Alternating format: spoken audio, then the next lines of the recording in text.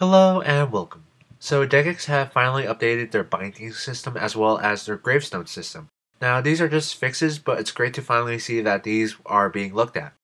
So first off, they finally fixed changing ring types while being in combat, so now you could quick switch your ring while being in combat.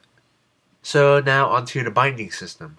Any players will be able to bind 10 items and have 3 different loadouts that they can customize themselves, but depending on your level, you can have up to 5 items out at any time.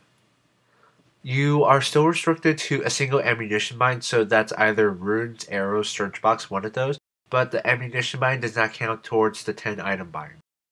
At the top is your pool of 10 items you have bound. You can drag them below to customize your 3 different loadouts. On the left, there are 3 checkboxes. The one checked off will be the one you start with at the start of a dungeon. So it's great to see that they actually had some foresight and thought of this ahead so that when you start a new dungeon, you're not stuck with the last loadout you had.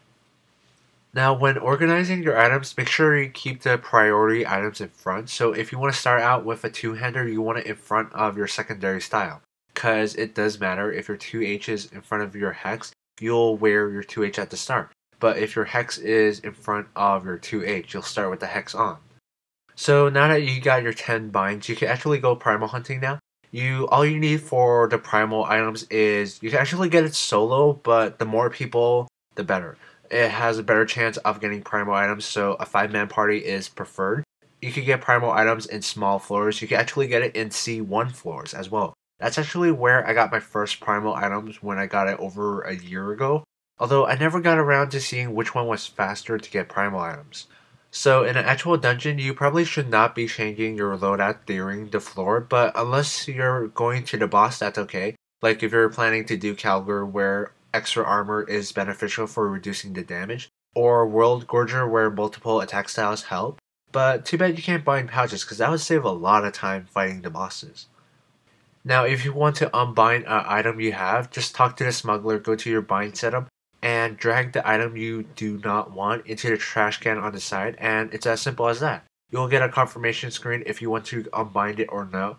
And this covers most of the dungeoneering part of this update. It's great to see that you can now quick switch your ring while in combat. If I did miss anything, I'll just leave an edit in the description. So now onto the gravestone changes.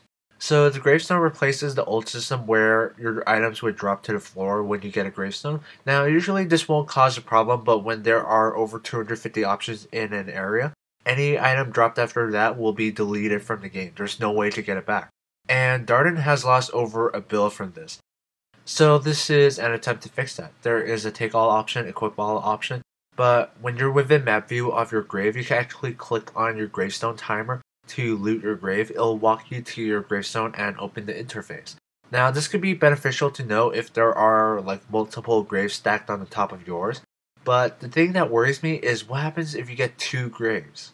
At the moment, graves are still bugged, so please tell this to anybody who does PVM or have a risk of dying outside the wilderness.